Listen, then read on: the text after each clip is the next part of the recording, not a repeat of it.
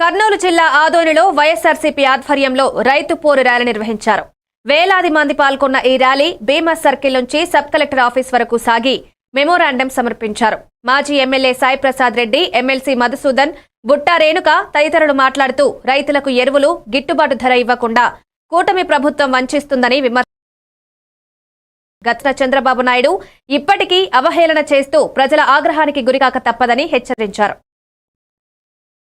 అని చెప్పే పరిస్థితి ఈరోజు చెప్పడం జరుగుతుంది. ఎంత వాళ్ళ కష్టాలు వాళ్ళకు ఉంటాయి, నువ్వు ఎంతన్నా చెయ్యి, వలసలు పోయే తప్పదు. ఎందుకంటే అక్కడ వాళ్ళకి మంచి కూలీ పడతారని చెప్పేసి ఉద్దేశంతో పోతారే గాని ఇక్కడ ఉండలేక కాదు.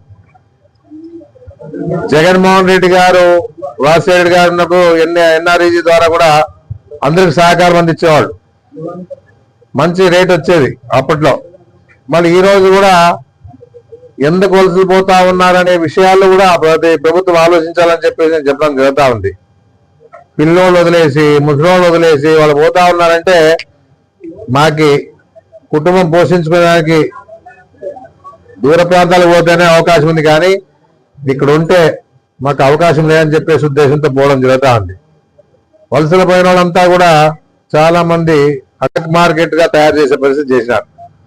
దాదాపుగా ఒక సంచి మీద 200 రూపాయలు, 150 రూపాయలు బ్లాక్ లో అమ్ముతో ఈరోజు రైతులకు ఇబ్బంది పడే పరిస్థితి వస్తూ ఉంది. రాష్ట్రమంతా యూరియా గురించి ఏ విధంగా రైతులు ఇబ్బంది పడతా ఉన్నారు చూస్తాం. ముఖ్యంగా రైతులే క్యూ లైన్ లో నిలబడాల.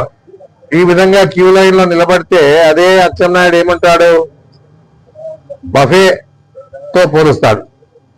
మళ్ళీ ఆదివారి ఎమ్మెల్యే ఏమంటాడు, రైతుల పొలంగా నిర్లక్ష్యంగా మాట్లాడుతూ పశువులు ఏ విధంగా పచ్చదాగడ్డి కనపడితే పోతాయో ఆ విధంగా మనుషులు వలసలు పోతారు అని చెప్పే పరిస్థితి ఈరోజు చెప్పడం జరుగుతుంది. ఎంత వాళ్ళ కష్టాలు వాళ్ళకు ఉంటాయి, నువ్వు ఎంతన్నా చెయ్యి, వలసలు పోయే తప్పదు. ఎందుకంటే అక్కడ వాళ్ళకి మంచి కూలీ పడతారు.